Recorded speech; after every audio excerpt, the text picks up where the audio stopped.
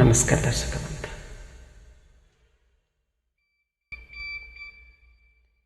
आज health tips रे पानी विषय में कहवाक जाऊँगी। जदि आपण को एसिडिटी, खाद्य हजम न हवा, मसल पेन, दिन जाक लेजी लेजी फीलिंग, मुंड विधा देखा दिए तो ये सब रोगर मुख्य प्रॉब्लम होची पानी सही समय रे सही टाइम रे सेतिकी मात्रा रे पीउना। तो सही टाइम रे सेतिकी मात्रा रे पानी न पिया जगु मृत्यु भी हो पारे। तेणु आसंतु आज जानिबा केते बेले को टाइम रे केते मात्रा रे पानी पीवा उचित एवं केते मात्रा रे पानी पीवा उचित भी नुह। आपण माने अधिकांश समय रे कार्य व्यस्तता जगु पानी पूरा दिन टोटाली पियंती नहीं। तो जिते बेले मन पड़े सेते बेले आपण कौन करती, गोटे बोतल पानी घट घट करी एकादरे पी जाते। या फल कौन हुए, देह सुस्थ रहा अपेक्षा अधिक बिगड़ी जाए। या मेडिकल टर्म अनुसार वाटर इंटॉक्सिकेशन कहते। आम बॉडी रे स्पेसिफिक कैपेसिटी अच्छी पानी को होल्ड कर रखा। एमती एकाथरे पानी पीवा द्वारा आम ब्लड रे वाटर परसेंटेज बढ़ी जाए, जहाँफल मुंड बिंधा, कमजोर फीलिंग करवा ये सब रोग देखा दिए। एमती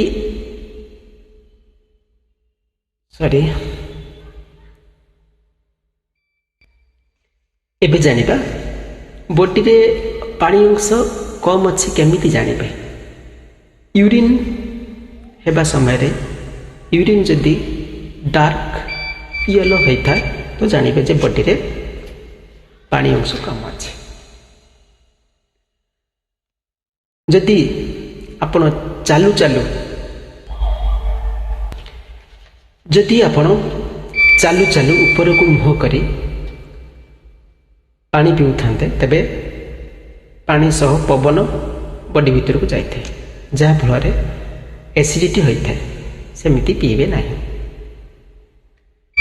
केमिति पीबे, फास्ट 3 घुट पानी नेबे, शांति सह बसी स्ट्रेट बसी स्लोली धीरे धीरे पानी पीबे। Always drink slowly. ओके, जो मैंने खाइबा समय रे पानी किंबा कोल्ड ड्रिंक्स नहीं थांते तेबे या द्वारा एसिडिटी बेसी होता है। तेणु कौन करिया दरकार, खाइबार 30 मिनिट्स पूर्वर 300 ml पानी पियंतु। देन सकाळे खाइबार पूर्वर 30 मिनिट्स पूर्वर। ओके, देन खाई सारिबा परे 30 मिनिट्स परे 300 ml पानी पुणी पियंतु। या द्वारा कौन हुए, एसिडिटी रुहे ना देह। हाँ, जदि आप ड्राई फ्रूट खाऊंती तो गोटे 2 घुट पानी पी पारे। ओके, आपण मैंने जानी आम बॉडी रे 75% पानी रे तैयारी, किंतु झाड़ बुड़ीबा, बाथरूम टॉयलेट जीवा, निश्वास द्वारा 2 ରୁ 2.5 लीटर पानी बाहरी जाए। यही 2.5 लीटर पानी को रिस्टोर करने डेली 2.5 लीटर पानी पीवा आवश्यक। सकाळ निदरू उठिला परे 1 ग्लास पानी पीवा आवश्यक। 300 ml पानी। कहीं ना आम राति जाक जो शोचु, सकाळ उठिला परे आम पाटी भितर, मुह भितर जो एंजाइम्स रही था आम बॉडी भीतर को गले बहुत उपकार होता है। तापरे आम ब्रश करी खाइबा दरकार।